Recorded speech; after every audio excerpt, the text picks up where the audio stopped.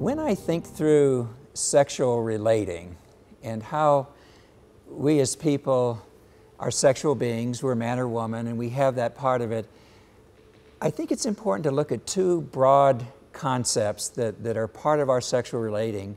One of them would be social sexuality, and another one would be erotic sexuality. Social sexuality and erotic sexuality.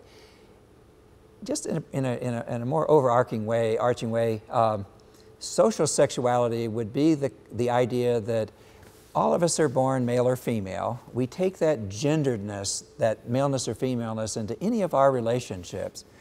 So social sexuality would be the idea that we relate to each other as sexual beings. First thing we have with social sexuality is moms and dads with their sons and daughters, that's a part of gender sexuality. That's a part of the socialness where we start to learn, wow, I am a boy, I am a girl, mom's a girl, dad's a boy, and we start to allow that to texture and really bring into it our relating socially. Erotic sexuality carries with it the idea that we have testosterone, women do too, women have estrogen, we have hormones, we have mentally, emotionally, spiritually, we have this idea, this desire to be sexually related in an erotic way. Sometimes people call it genital sexuality, but I don't think that's a really good description. I think it's broader than just genital. C.S. Lewis talks about eros being more of a connecting, resonating between souls and hearts and minds, that there's an erotic piece of it. But I think ultimately when we get down to it, part of erotic is that we do have the ability to get sexually attracted and sexually aroused, that there is an erotic and again a social part. Now here's what gets difficult, I think, at times when we define social sexuality is that, okay, so I'm at a party and I'm engaging in social sexuality. I'm talking to my buddies there, and I'm talking to the women there, the girls there, the women there, and I'm enjoying this social sexuality, but in the middle of our social sexuality, we also have sexual desire and thoughts and feelings. And so I can never get away from the fact that I not only am a social sexual being, but I am also an erotic sexual being.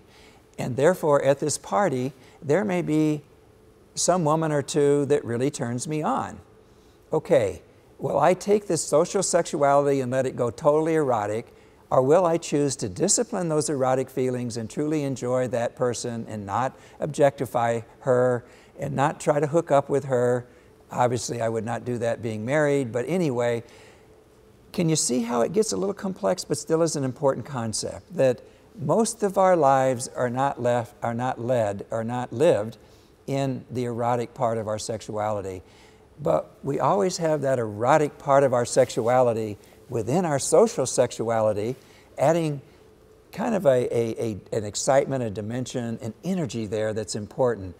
So we're at a party again, and I'm looking and thinking, wow, that is an attractive woman, or for you listening in, that's an attractive man. I can learn to realize that anytime I get into the erotic part of my sexuality, if I don't put boundaries around it, I'll be in trouble.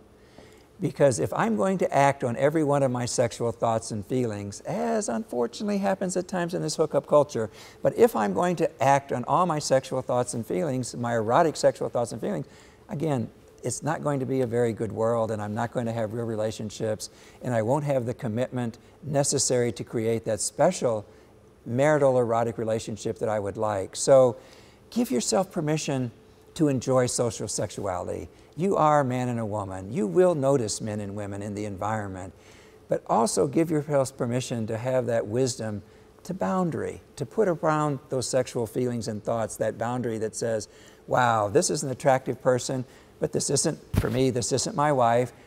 Actually, this is someone else's future wife, and I am going to put the boundaries around where I can enjoy her femininity. I can enjoy that she is a woman and not a man.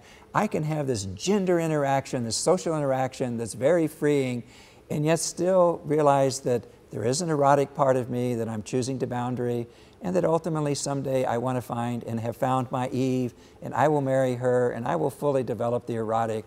But for now, overall, we live in this social sexuality, and we can have fun, and it's not bad to be horny, and it's not bad to be attracted, or it's not wrong. But if we don't discipline it and allow ourselves to take these erotic feelings within our social sexuality and discipline them, we can get in trouble. But isn't it cool that we have the ability to have this kind of relating because we are sexual beings and we can be erotic, but especially we can enjoy this social sexual interacting and go to parties and have opposite sex friends and just have an enjoyment that we'd never have if we weren't gendered.